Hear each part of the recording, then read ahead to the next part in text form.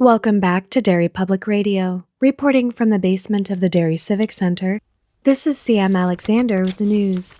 Derry Public Library's annual Dodge Book Tournament slams back into action today as teams from all over the country gather to compete for the Dodge Book Championship. We take you live to sports correspondent Dr. John Hellijon. Thanks, CM. I just had the opportunity to talk to team captain Oliver Fish from Team Smugless Adams about his devastating loss to the Up Yours Sinclairs. He told me they started the match in the weeds and by the end were buried in the jungle. A sad loss for this team captain who announced his plans to retire at the end of this season. So from all of us, so long, and thanks for Ollie Fish. You're listening to Derry Public Radio. This is Derry Public Radio.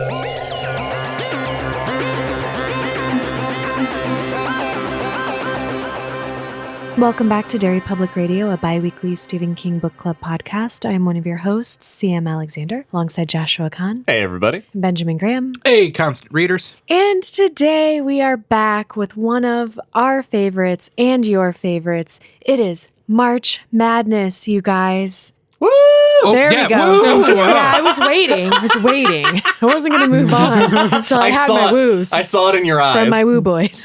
I was so drawn in by the intro. I don't know. Anyway, Josh is going to take us through this. Josh, before we begin, do you just want to explain to our listeners, if they didn't see our posts about the bracket and everything, what they can do to follow along? All right, here's what we're going to do. This bracket is going to be on our socials, so if you want to play along, you can grab a copy of it yourself and fill it out. What we are doing is a standard Sweet 16 bracket. And this year, since our very first March Madness was the first 16 books we'd covered on the show, now we are beyond another 16. So I've taken those scores and seeded our new 16 books. And over the course of these 3 episodes, we are going to pick the best book out of this 16. Yeah. I am so excited for this. I still don't understand the seeding stuff, but I don't even know if you're saying seeding or seating. D, with a D, seeding. Here's the thing that's very interesting. We had so many good books in this 16. Mm-hmm. I would like to I don't normally point out what number they are at the top like this, but 1 is the best, 16 is the lowest, and if it's the same score, whichever book got it first got that higher tier. Mm-hmm. And I just want to point out that Needful Things is the 9th seed. That's insane. It's fucking wild. And all of the seeding is essentially based off of your and Ben's ratings. Yes, that's yes. Yeah, all yours kind of just average out. I'm also really excited about this. I'll be honest, the past few years, March Madness is always fun, but this is our fourth. This will be our fourth. This will be our fourth. The first time we did our first 16 books. Mm-hmm. The second time we did heroes. The third time we did villains. Right? We did. No, what did we do? We did heroes and villains and movie adaptations. Okay, right. Those are all great too. So before you told me what we were covering, I was a little wary because I don't know what else we would have rated. Do either of you have other ideas? Oh, I have so many other ideas. Do you? We are deep with March Madness ideas, and several listeners have sent ideas. Okay, because all I could think of was top 16 dog violence, and that's not something you want to listen to. No. I will play that. There is I will play that more game. than enough instances of dog violence. Raider wins. Aww. Now I'm sad. Now imagine an hour and a half of that. I've already decided that when I do get a dog, I'm going to name it Raider, just so that I have a safe Raider. Nice. Yeah. And I'm going to throw all the corkscrews out of the house. All right. Here we go. You guys ready just to jump in? Yeah, okay. Let's do it. I'll give you the matchups that we're going to cover in this episode right here at the top, because I know you'll forget by the time we get to them. Absolutely. Mm-hmm. All right. This episode, we have the Outsider versus Tommyknockers, Colorado Kid versus Needful Things, Christine versus Mr. Mercedes, and Thinner versus Dead Zone. Wow, those are Interesting. interesting. Very strange matchups. I like the 2 car matchup. Yeah, can't believe that worked out so well. Let's get to our first matchup. The Outsider versus the Tommyknockers. Would either one of you want to take one of those and talk about what you remember from it? This does mean that our number 1 seed for the whole bracket was the Outsider. Correct. So we read that a while ago, huh? Yeah, that was I think right after Firestarter, and it was our first 5 out of 5 all across the board for all of us. Okay. This is always a fun little exercise, trying to remember a book I read more than a month ago. Significantly more than a month ago. Can I help? Yes, absolutely. The first thing that pops into my head about The Outsider is how the story shifts so hard and unexpectedly once our main character is gone, and we were all kind of struck by that moment. Right. Yeah. The arraignment. Yeah. God, that was scene is wild. severe. Yeah. Can't believe they did that to Jason Bateman. I still have not watched the show. Have either of you watched the I show? have not. I have it on Blu-ray for when we eventually cover it on Patreon. Yeah, that's what I'm Smart. saving it for a bonus. Smart. But I episodes. do know something about Jason Bateman in that show. He was in Teen Wolf. He was. 2. As well or 2? Just the second one. Okay. I remember really loving the Outsider, and I can't place why, but putting it against the Tommyknockers feels right. Does that Feels right. make sense? It's kind of, well, because it's like almost like this alien thing that they're up against. I am also remembering that, so Josh was the only person who was familiar with Holly Gibney as a character. And Ben, you and I had not read about her before. And so we had a different, but I still think very valid and fair reaction to her. Like, wow, King's really assuming we know a lot about this character that we do not. And it was cool, like getting to then cover Mr. Mercedes and learn more about her. So I kind of wish I could read The Outsider now after having read Mr. Mercedes. Also, Yeah, we'll that read gave it us after every Bill Yeah. Hodgman trilogy book. Let's go back. The eye stalks thing. Like, that was such a weird. When the dad is like hanging himself and he just Yeah. sees the creature out there. Oh, and the Outsider gave us boner talk. Is that the That's where origins? yeah. That's because why he it's was a got jizz 5 monster. out of 5. So this is a canonically important book. Yeah, to the lore of Derry Public Radio. That's very, very There's important. 2 different Stephen King canons. The Dark Tower canon. The boner talk. Yeah, obviously. Yeah. Josh, anything else stick out to you? I don't remember her name, but I do remember the guy that is being framed, his mom. Yeah, And she how was rad. how much we loved her, even though she was smoking with an oxygen tank. Oh, Living on right. the edge. that badass old lady. Yeah, that was just a fascinating story because the whole, like, what it fed off of is always makes for an interesting journey. These episodes always turn into like vague recollection hour where my brain that does not work is like, yes, I remember liking this a lot. Do I have the same opinions of it now as when I did when we first read it? Who knows? It's interesting to think about how my opinions shift over time. And I believe my opinion of The Outsider now, looking back at it, I remember really, really liking it. And I'm excited to go back and reread it eventually. Yes, it's a rereadable. The Tommyknockers, I feel like, has remained resolutely the same, my opinion. I will remind you also, of, I think probably your favorite thing about The Outsider, Gentlemen Please. Oh, The name was God, that is good. It's such Good a good bit, name. Stephen King. So good. The fact that the main monster gets killed by a sock full of quarters. Ball we go. bearings. Ball bearings. The happy yeah. slapper. Also, this is a problem I always have during March Madness. When there's a movie, I have a hard time separating the movie and the book in my recollections because I'm thinking back fondly of how baffled we were by the lack of chemistry between the 2 main characters in the For the movie. Tommyknockers. Yeah. Yeah. And also now we have Bobby in our Derry fight night. And that sort of, in a strange way, has endeared me toward the Tommyknockers. It's such a baffling book. No? No, I thought there was more to that sentence. No, you got it in one. It is a baffling book. You are correct. Do I have to, can I just be concise? It's a baffling book. It really is. But it's not, I don't look back on it like, oh my God, that was tough to get through. It was kind of a strange but fun adventure. I don't know that I'd say good. I'm trying. I know it's a bad book. In my head, I'm like, I remember the feeling of going back and reading it. I don't think it's going to be more fun reading it a second time. But now, with distance, I guess I am remembering the parts that I liked more than anything. Because this is the guy that gets run over by a Coke machine. A flying Coke machine. Guard walking out of a window. After he beats McGargle with an umbrella. That part is pretty great. Yeah. There are some things that I am now recalling fondly, but not enough. And Travelin' Jack. Yeah.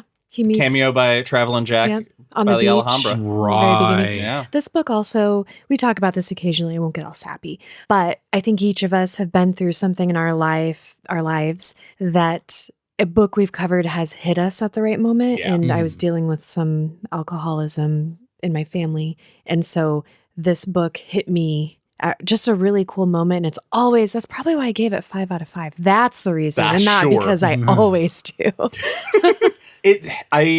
When I think of the Tommyknockers, there are two things that I think of. One, flying Coke machine. Forever and always. And two is when the clock tower explodes like a rocket off the church. And then they make a holographic projection of it so nobody can see it's missing from outside of town. It's so fucking crazy. The Outsider's like a good movie, and The Tommyknockers is like a not very good but really fun movie from the 80s that you put in every few years. Yes. Okay, so going on to decide the winner, who could it be? I think every year I probably ask this, what criteria are we all basing this off of? Why would you ask that? Why? What I want to know. Are we basing this on how much fun did we have reading it? How much do we want to reread it? Well, wouldn't it be great if we recalled the answer to that question for the last 3 years so that we could be consistent? Well, that's on me also, because I always say best. What I mean is favorite, because that's always the answer. It always comes down to all of those things are a factor in what choice we make. We could have the criteria of, would you reread it? Would you recommend it to a friend? See, that's also hard because there's not I don't think there's a single King book that I would not recommend to someone very specifically. I got you guys those Stephen King journals from 19th edition. Check out 19th edition on Facebook. And one of the things in that journal is who should read this is one of those. So every time I read a book, I always think about, if I were to recommend this book to someone, who is that person? And so it's something I always think about. Okay. All right. I think are we anybody wants to say about any of those three? Did we settle on a criteria? All of the above is the criteria. Yeah, sounds good to me. Yeah. Feel it in your guts. It's the same thing. It's the same criteria that we give chambray shirts. Oh, okay. Yeah. Well, then, it's whatever we want. Exactly. Okay. Make a big deal out of nothing. Ever changing. Yeah. That are very strict and always proportionally correct responses to how many chambray shirts something gets. And no one ever disagrees. All right, we're going to alternate who goes first, who gets the first vote every round. So we're going to start with CM. So it'll be CM, Ben, myself, and then around that way. So are we ready to cast our votes? Yes. All right. As fond as I sometimes feel about parts of the Tommyknockers, I just think The Outsider is a better book, and I'm going to have to give my vote to that. Ben? Oh, yeah, it's The Outsider. Hands down. Tommyknockers is crazy, but it's not very good. Yeah, if I am given these two books and asked to choose which one I'd rather read, it's The Outsider 100%. So The Outsider is advancing. Surprise, surprise, our top seed makes it to the second round. All right, it's time for our next round. We have The Colorado Kid versus Needful Things. CM, you want to pick one of those and just talk about your thoughts on the book? Yeah, I'll tackle The Colorado Kid. This one, it's interesting comparing it to Needful Things because it's a much shorter book. Not a short story, but just it's very contained. The world of it is not very big. We have just a couple of characters that we get to know really intimately. And it's one of those books that people have a lot of opinions about because there's no solution to this mystery, and King is very clear about that and sort of is like, he knows people are going to be pissed, so he's like, don't be pissed, because sometimes that's okay to just not have an end. Yeah. And I remember really enjoying the mystery and kind of where it left me to, I don't know, it left things open, which I liked. Sometimes I don't want to close the door on something. Mm-hmm. I just want to kind of stay there and live there a while. And I love Stephanie. Yeah, she was just really cool. It was a nice female character to dig into. What has it been like talking to Stephanie in real life, CM? Okay, I wasn't going to bring this up. I mean, our listeners on Patreon, if Patreon listeners have heard this, if you're not on Patreon, you should check it out. $5 a month and you'll get access to it. Yes, you guys. So we had the very talented Aaron Bond write this 8-part audio drama series called Main Mysteries that takes the story of the Colorado Kid and fucking solves it, man. Spoilers. And, oh, well, maybe not. You gotta listen. There we go. I fixed it. But yeah, I play the main podcaster, Kyla, and we have cast characters related to that story, and there are a lot of other King book tie-ins. And so I've gotten to have plenty of conversations with Stephanie herself about James Cogan. Weird trip. Very weird trip. Yeah. Ben, what do you remember from Colorado Kid? Guy choked to death on a sandwich potato? Sandwich potato? Sandwich potato? No, you're thinking of Pet Cemetery 2. Oh, yeah. Okay. Potato accident. Sometimes they become potatoes. No, sorry. You come potatoes? They become potatoes. They also shoot spuds. This is nothing. Talk. Honestly, very little. Yeah. I remember it was fine. I can't help but compare it to Joyland, which is the far superior book that all these years later, is it partially nostalgia, it being our second book we ever covered? Maybe. I think so. But I can remember so much of Joyland, so much of it is stuck with me, whereas Colorado Kid doesn't. I can see that. And I think just by virtue of kind of what the book's about, it's the book is not exactly like a riveting tale, because the point of the book is sometimes stories aren't satisfying. It's like listening to your grandparents and their friends tell a cool story. So if you're in the mood for that, game on. But yeah, it's not as engaging. There's not as much to sink your teeth into as Joyland. Yeah, and to be fair, this matchup is just another you can't even. I'd have something to talk about, I'm sure, if this was up against the Tommyknockers. The Tommyknockers Cell. Oh my god! I would have wonderful things to say about the Colorado Kid, I'm sure. But right now, I'm like, can we shut up and talk about Needful Things? Yes. Because it fucking rules. After I talk about Colorado Kid. How dare you?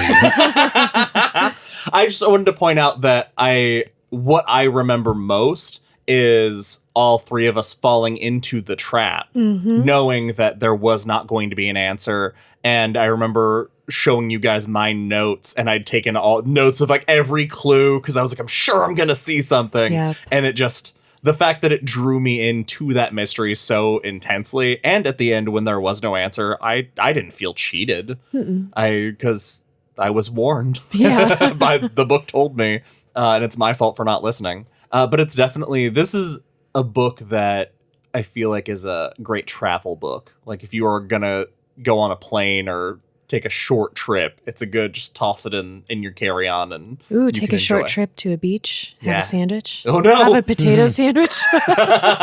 Spuds with your buds. All right, up next. We have... Sorry. This is nothing. That was such a wholesome one. Thanks. Come with your buds. Okay, no, there we is go. that okay? I was Why trying to, would you? I was trying to fix it. Well, when you're really close to another friend, sometimes you bond in a certain way, and that's. Can we? Okay, you are not hanging out with Devin later. Now that I know how you guys bond. All right, needful things. Ben, do you want to start us off? It's so good. It's so good. Okay, so one of my favorite things in all of media, my favorite books, movies, TV shows, I love a giant ensemble drama. Yes. Like if you give me a shitload of characters all doing stuff that all comes together at the end. It's like a giant puzzle coming together and all these characters swirling around each other in all these cool ways. I love it. I wish every King book was just a town falling apart. It's awesome. That's why you love Under the Dome so much. Ooh. Oh, you've cut me to the core. Nothing I've ever believed is real. No, okay, so here's the difference. Is Under the Dome, none of the things that happen in Under the Dome, I feel...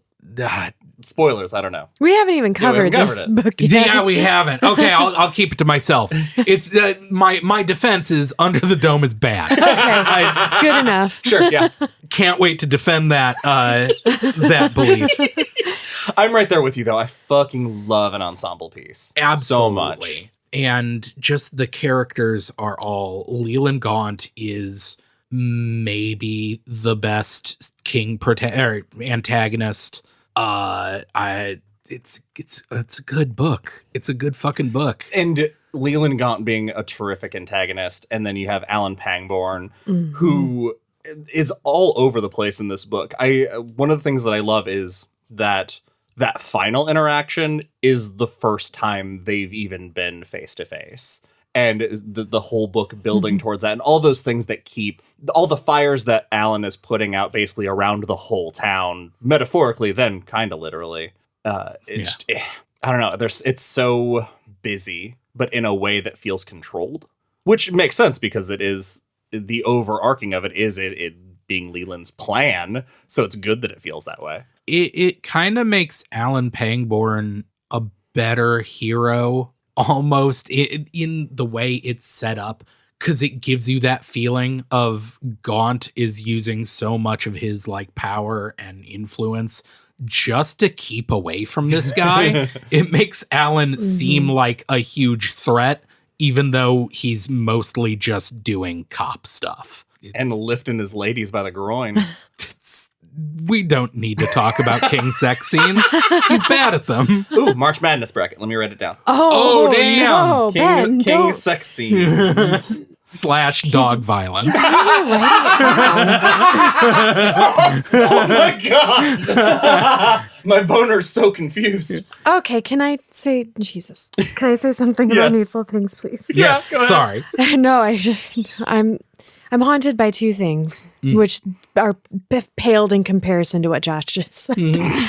The first is how incredibly dark and heartbreaking some of the deaths are. Yeah. Things that you're like, oh man, that he really did that. He really went for it. I was surprised by that. And it's sort of, I don't know why, because it's classic King, break my heart, do it. Nothing's sacred. Nobody's safe. And then the other thing, this isn't a joke. It's going to sound so silly. The other thing that haunts me that I just think about occasionally, the whole Elvis's sunglasses fiasco. It is such a, it should be kind of dumb, excursion of just how wacky and crazy these pranks can get and how the town is falling apart. And it's, I don't know, something about it's just so disgusting. I do have to say that Needful Things is near the top of the list of books that prove how much King hates fat people. Myra Evans. Yeah. Well, the is disgusting part is not No, I that. know, Okay. I'm aware. I'm just saying that it is an upsetting portrayal, but it is also one of the first things that I think about when I'm like, okay, what are some characters that are King saying being overweight is a moral failure? I'm like, oh, Myra Evans. Is it Myra or Cora that comes to Gaunt's store with her nightgown, like only the top 2 buttons are buttons, and just her business is all out, and then comes and gets a gun? I can't remember which one. I thought think it was it's Cora. Yeah, that's after everything. No, was it's gone Myra because so Myra. bad. Yeah, because they didn't want to shit on Brian Rusk's family any more than they do. Oof, that poor kid. I mean, I've said it before. My first Stephen King moment is Nettie and Wilma Jerzyk killing each other in broad daylight on the corner of a street on a Sunday afternoon. It's just madness. I wish the movie was better. But Yeah, I have to not think about the movie. The movie is terrible. It's not great. Max von Sydow's there. That's cool. that is something. Not enough. And I do like the weird buddy cop of Ace Merrill and Buster Keaton. Like that whole bit when they partner up at the end to set up explosives, that just oddball pairing. Man, I forgot about Buster. Buster, when he comes home after Nettie's put those notices all over his house is one of my That scene's all-time brutal. favorite moments. It's so insane. What was Buster's item? Is the toy horses. Yes, okay. Oh yeah, because he was gambling the city's money away Yep. and stuff. Yeah. Oh, Buster's such a detestable piece of shit. Yeah. Anything else either of you want to say about either of these books? No. Ben, you're up first. I really thought that what's his name died in this book, but he didn't. Norris Ridgwick? Yeah. No, he becomes sheriff. Yeah, that's right. Anyway, yeah, He does try to kill himself. He is about to hang himself right. when with the fishing rod. Yeah. I still have in our Google Drive, I have every item purchased, the prank they had to pull, and how much they paid for it. Nice. Right. I'll post it sometime. You should. I forgot that I had it. Anyway, and Needful Things. It's a great book. I want to read it now. Yeah, I'm going to go Needful Things also, 100%. Objectively, yes, Needful Things is the better book, and I did enjoy it more, but our Patreon stuff and having that experience has kind of ruined me, and I'm going to give my vote to the Colorado Kid, I like that. Yeah. especially Yeah, since it doesn't matter. It's always nice to be able to throw the pity one when the other two have put in there too. It's a nice Yeah. feeling. So the matchup that will follow in episode 3 is the Outsider versus Needful Things. Ooh, so no. that'll That's tough. be look Oh, forward to man. that conversation. That's You guys, rough. We're going to have a here's debate. the thing. You guys fall into the same trap every single year. We do I don't round like your It is tone, it is man. so funny. It kills me. I love it so much because we go into this and round 1 and round 2, you're both like, God, this is so easy. This is great. And then round 3 comes and you're all like, fuck. Which is exactly how this should be played. So you're doing Right. it right. I just love that we're surprised by it.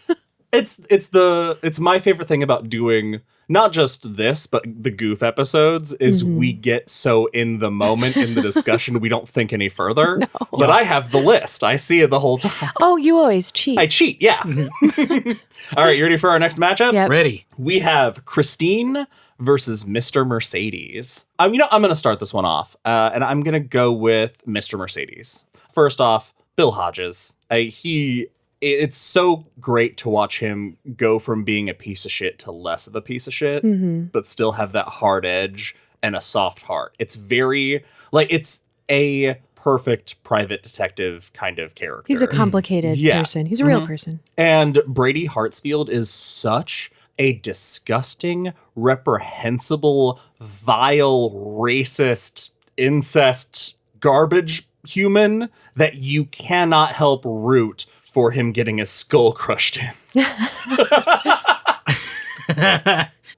Yeah, I love this book, and when I'm like kind of between books and I have a little bit of time to pick up a non-King book, every once in a while I'm still really tempted to pick up a King book that we aren't covering, and I have to stop myself and go, no, we'll get to it on the podcast. I don't read ahead.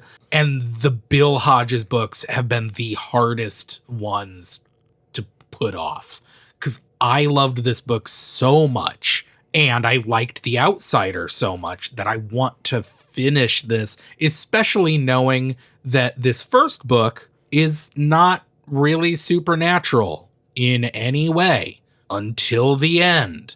And knowing the little bit I know about the next two books, even more excited to see.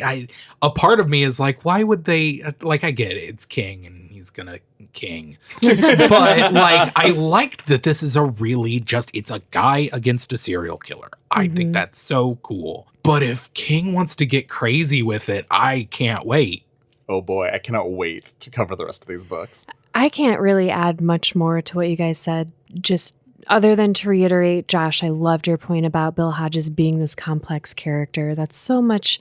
It's more interesting to read about someone like that where you do struggle. You're like, sometimes I don't like him. Sometimes I don't agree with him. But at the end of the day, I support him because he's doing the right thing and I can stand behind him. And then Ben, just everything you said about, this like crime genre mixed with this kingness. And it's like the best you could hope for if you are a fan of that kind of storytelling. And Mr. Mercedes is just solid top to bottom. It's funny because something that really stands out to me about it is one of the first things that happens, which is the City Center Massacre. Yes. Fuck. And I think it's because that's kind of happened in our world. And it's just such a real moment that it makes it more disturbing. It's terrifying. It's so real. I don't know about you guys, but living in 2023, being in any crowd stresses me out to no end. And yeah, I agree that this scene... It's like there's another reason not to go out and yeah. It's the first read when you meet the two characters in line and you try to figure out which one of these is our main character. Which one of these are the people that I'm going to be following the whole time. Probably the lady with the baby. Probably the lady with the baby. Man. And just the fallout of that opening. We haven't covered it, which we're gonna start doing series on Patreon, and I can't wait to watch the Mr. Mercedes series with you guys because the City Center Massacre at the top of episode 1 is fucking amazing. All right, Christine, who wants to... Ben, you tell us about Christine. Christine? That might be setting us up for this matchup for failure, actually. Here's an interesting... But what did I rate Christine? You are not a fan. I have argued for Christine with you on several occasions. That's funny. I think you looking gave it back right now, I'm like, yeah, Christine was pretty good, right? Yeah, you're right. I think you gave it a 3. Okay. And that was a hard 3. I think Yeah. you only gave it a 3 because we had fun conversations about it. Okay. You hated it. That makes sense. This is just hindsight and my brain being like, yeah, I remember things about that book. It's fine. This is our podcast. Because the scene that really has stuck with me is Christine in the house with what's his name, the guy that owned the garage. That scene has stuck with me pretty good. So ridiculous. I don't know if anytime I see on the news a car careening off of a street and into a house, that is really, really fucking scary to me. Yeah. I will regularly be like, if I'm on the first floor of a building, I will suddenly have the thought being like, okay, where am I in relation to this street? How close am I to a rammable wall? Ben, I think that's called anxiety. Yeah. No, I think that's a really good explanation for it. But yeah, I've definitely thought about the scene and been like, okay, a car is trying to get me in this building. What do I do? Trying to get me. Ben, do you think that you might think back more fondly on Christine also because you finished it this time? Because you had false starts, and I know that if you false start a book, it makes it harder. That was me with House of Leaves. now that I finished House of Leaves, I'm super happy I did, but it took me like 5 tries. Yeah. That makes a lot of sense, because there are a few books that I have famously tried to read over and over again. And in my head, I definitely have a weird sort of grudge almost against these books. Not because of the quality of them or anything. It is just like, yeah, that book is my enemy. I can't finish it. Dune, I'll get you one day. Maybe that is part of it. I think the movie definitely has some. God, the movie's so fucking good. Part in it, though. I love Christine. Everything stands out to me about this book, but the one thing that I immediately think of, if not thinking about the movie, is when they're driving. Is it New Year's Eve? The drive through time. Yes. And it's just like this trippy fever dream moment. And I also love the characters. You want Arnie to be okay. And there's so many opportunities to continue to root for him and think like maybe they can pull him out of this, because he has such a good support network. He has such caring friends. And there's like this moment where it seems like things are going to go his way and he's going to get his life together, and it just doesn't work out for him. And it's so upsetting.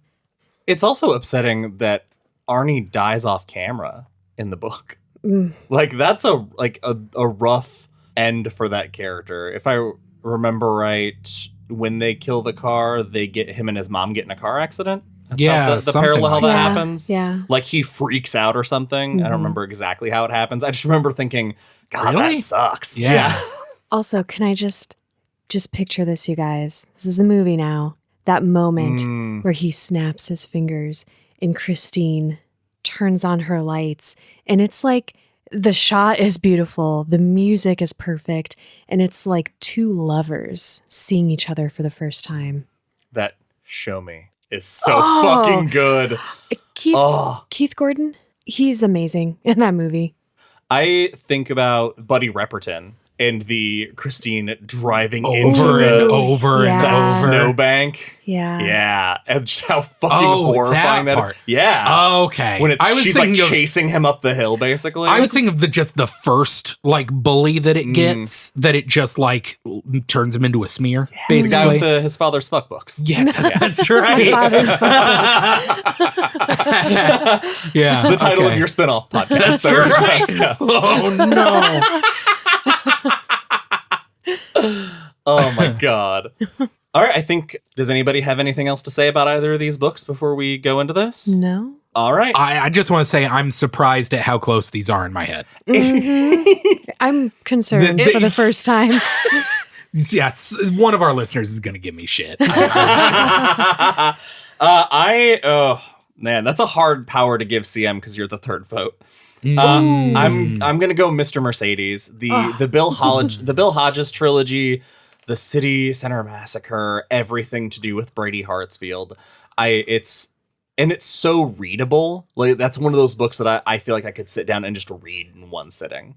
I'm sorry, Ben. I'm gonna go with Christine. I hate this. Both of these books are great, but maybe it's nostalgia. Like Christine has this like style. It's like a period piece, and something about it just stands out in my mind more. I could easily reread either of these books again, but when I think about Mr. Mercedes, it's kind of like this overall general like, oh yeah, it was really good, and there were these moments. Christine, my brain is flooded with like this moment and this moment and this moment, and I can picture it so perfectly. So I'm gonna give it my vote. I just remembered one of the other things that I really loved about Christine. Sorry, Ben, I'm gonna Go for it. Gives me time to think. think. How Arnie starts to almost become Roland LeBay. Yeah. Because he starts wearing the back brace because he has to push Christine to get her to heal. And I that transformation of Arnie, it's cool in the movie, but it's done wonderfully in the book. Yeah. All right, Ben, it's all down to you. I feel so bad for you. I hate this. Oh, fuck, this is a tough one. I am going to choose this, my answer for 2 reasons. One, we'll make it 3 reasons. Because I feel like rating it as a single entry in a series in which I have not read the entire series detracts a little from it. 2, how much I hate the phrase honey boy. And 3, And how much you love the phrase shitters. how much I love the phrase shitters. And 3, to upset the brackets, I'm going to inexplicably choose Christine. Wow. All right, Christine. I thought it was going to be 'cause me I against you remember- guys. I remember You didn't how like much I it. did not like it. But now that I'm like thinking back on it, I'm like, yeah, it's an evil car. That's kind of cool.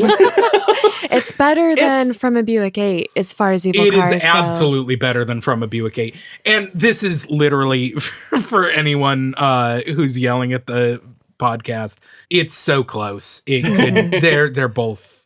Ask Ben tomorrow. Ask me tomorrow. I'm sure I'll be like, I chose Christine. That can be what the hell was I thinking? That can be our spin-off podcast where we re-rate everything. What was I thinking Ask by us Derry tomorrow. Public Radio? Oh, ask us tomorrow. Man, now that I am thinking about Christine, there's also just those small relationship things, like watching. What is the girl's name? It's Dennis, right? The Dennis, friend and Arnie, and oh my gosh. I want to call every Christine. female Susan, because there's like several Susans and Susan Kings. I believe it was Christine. Not the car, Ben. The girl. Yeah. The car is the girl, Josh. Whoa. Oh, and Jenny's the bike. That's for a few very specific listeners. Oh, was that not a Forrest Gump joke? No. Oh. No. That is for the listeners who have been doing their homework and listening to the Mountain Goats like I tell them to. Lee. Watching the relationship with Arnie and Lee deteriorate when it starts off so strong. Like when she almost dies in the passenger seat and that stranger has to come in and rescue her. Yeah, the hitchhiker. Yeah. Oh, no, wait. She almost dies like twice? Oh, yeah, I'm talking about the one with the hitchhiker yeah. when he grabs her and gives her the Heimlich, and Arnie seemingly just kind of watches. He tries to get in, but he doesn't try very hard. Well, I think he almost punches him at first because he doesn't know Yeah, he's when he saving grabs her, yeah. Oh, man, so many good moments there. All right, we have our final matchup of round 1, Thinner versus the Dead Zone. I feel like this is a good, like these two books kind of sit on the same level for me. Yeah, I remember finding Dead Zone way more boring than I remembered, because it's one of the ones that I think it was probably one of the first King books I read. It was definitely the same like year that I read a dozen King books when I first started, and I remembered liking it a lot. And then when we covered it, not knowing why, really. If I remember, it's because you thought the Castle Rock Killer segment was more of the story. Yeah. And it's really like that's It's barely there. 150 pages somewhere in Yeah. there. Like it's very early. Yeah, if the Dead Zone had been either a full story about catching a serial killer or a full story about assassinating a guy running for the Senate, I would have liked it better. But instead it was like, I got these two ideas and we're going to just shove them together. Oh, it should have just been a sequel. Yeah, Right. I would have read that. And we don't really talk about it because it's not as exciting as the other two, but the fire at the restaurant is also that when he's tutoring, that's a whole other large set piece that it's like, I don't know. I know they made it into a TV series. I've not seen it. I bought it on DVD for Patreon. If I say that it's a tax write-off. And I wonder if they broke the story down season-wise like that, because each of those stories can be and is a standalone, in my opinion. I remember, because I'd read it in high school, and I think I'd had a crush on Johnny. And so in my head, it was like this book was elevated. And when we read it for the podcast, it did not clip along the way I wanted it to. But I think it does. It's still a very interesting concept and idea. And it is one that I think like I'd have to wait long enough to forget like how I struggled through it, I would read it again. I would dive in again. And I think it might hit me different. The premise is so good. Yeah. I mean, it makes sense. This is one of those that I hear it was turned into an episodic, like, USA crime procedural, basically. It makes sense because just like it's a guy who can see the present, whatever. it's a cool idea that you can iterate on in an episodic way. And as a book and even the movie, it's just kind of, okay, here's this guy with powers and some stuff happens to him. I think too, the whole like the yearning thing between Johnny and Susan. Susan, sure. Remembering ladies' In the names movie, tonight. it's his sister. Oh, Their chemistry they is did so not bad. have good chemistry.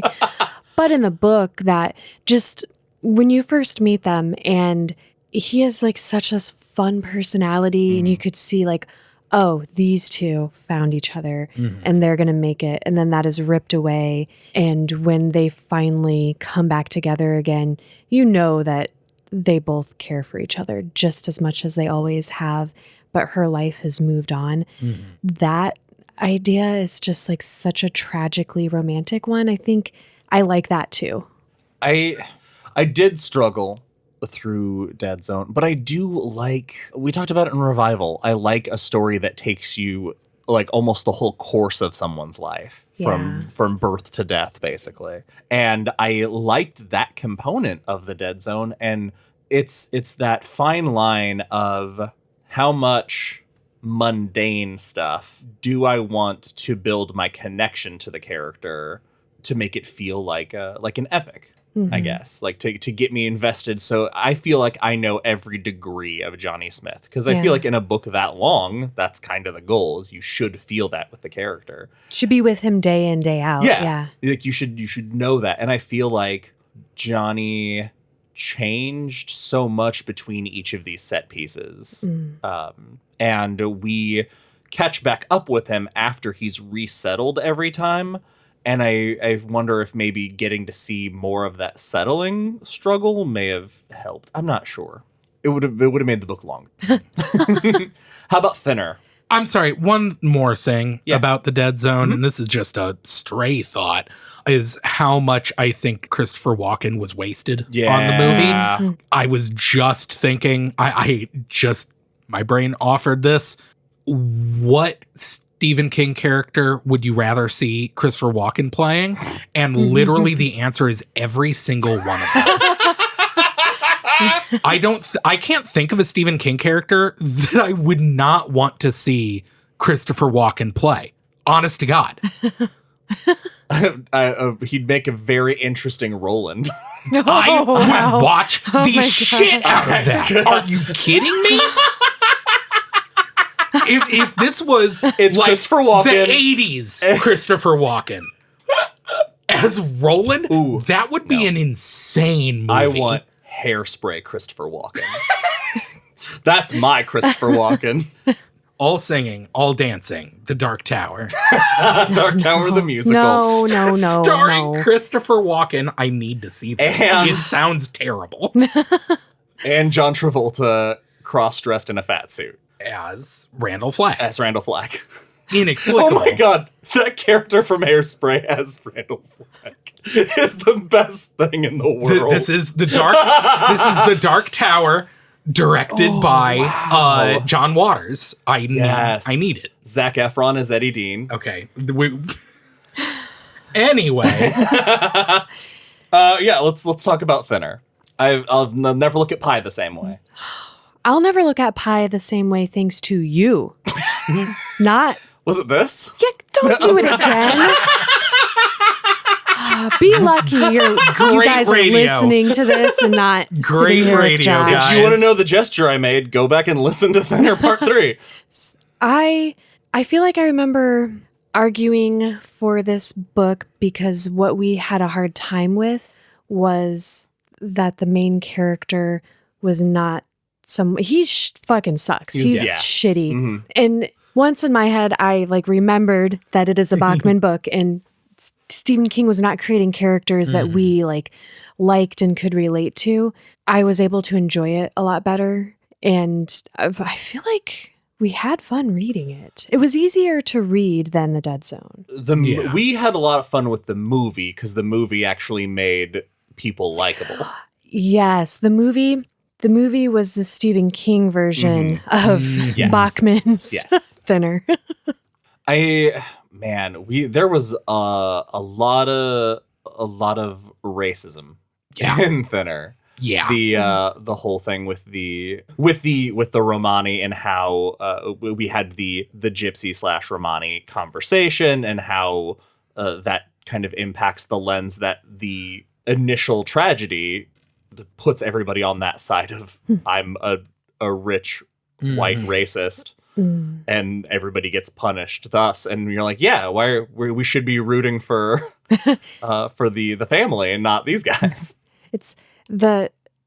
It did give us the guy kind of falling apart with Zitz scene, though. Oh, the pus guy, which was very brutal. That was a guy, right? That was the cop. Yeah, you know what I mean. Yeah, in the movie. Yeah, the actor. Oh. I mean, who was I don't remember. that? It was it's someone. It's a guy. Yeah, it's a guy. Yeah, it's a guy. You guys get it. Yeah. Yeah, that whole scene when he shows up at his house and he sees him by like street light through the curtains and just sees the pustules all over him. You know, kind of going back to what you're saying, Josh, I think like I can't get into some TV shows that are like the thing is that people are shitty to each other and they have shitty lives because they're shitty to each other.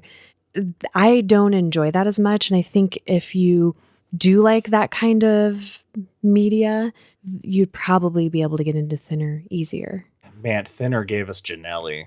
Janelli's pretty fucking rad. rules. When he infiltrates their camp and kidnaps Gina. And then there's the jar of Pepsi that's he's like, hey, this is acid, and he places it on her forehead. That shit is amazing. when Janelli comes in and off-screen action movies, this thing while Billy's at like under 100 pounds at that point because he's laying in bed.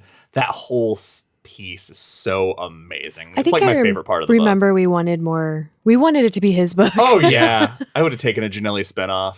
Everything about this book, I don't remember a ton of specifics. I remember the scene with Janelli poisoning the dogs was rough. I just have in my head a generic feeling of reading this book, and that feeling is blah. It wasn't fun to read. I just remember the whole book feeling kind of gross. It's mean. It's mean. Yes. It's mean. It makes you feel bad in an unfun way. It's like watching something where you have to watch a cartoon after just to get your head space right. Well, the white man from town scene when he's there and Gina shoots the ball bearing through his hand. That standoff is intense. Yeah. And that's the thing that I always think about when I think about this story because I love Gina. Now, in my head, it's mostly I can think of the body horror, which is good if that's what you like. Body horror is not my favorite thing personally. And just, the overall, like CM said, the general meanness of the book, I did not enjoy. So far removed from reading it, how do you feel about the ending? This might sound weird, but I love it because I think it goes with the book. It's awful. It's cruel. And damn, the balls to just do something that horrific. Yeah. I'm on board. Yeah, it's because he curses his daughter and wife, right? That's the thing. And then he eats it himself. That's because his daughter, he was trying to curse his wife only, and then his but his daughter eats it, and so he's like, might as well. Because she might be having sex with the doctor, we don't know. Yeah. Yeah, he's such a piece of shit. Right. It's also hugely misogynistic. Yeah, it is one of the most misogynistic books that we've read. Yeah, this book sucks. I don't like this book.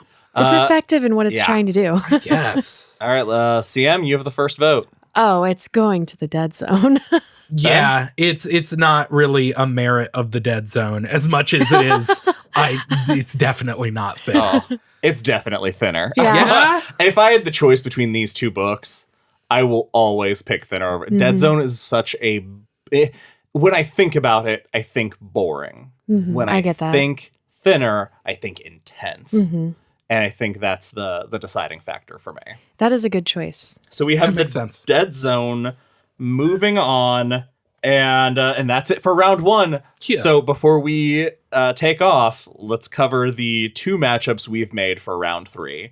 We will have the Outsider versus Needful Things, and we will have Christine versus the Dead Zone. Less rough. And that is it for this episode of Derry Public Radio. As always, thank you for listening. Join us next time where we will do the second bracket. Bracket up, bracket in. Bracket 1's where we begin, and now we're going to do 2. Bracket up, everybody.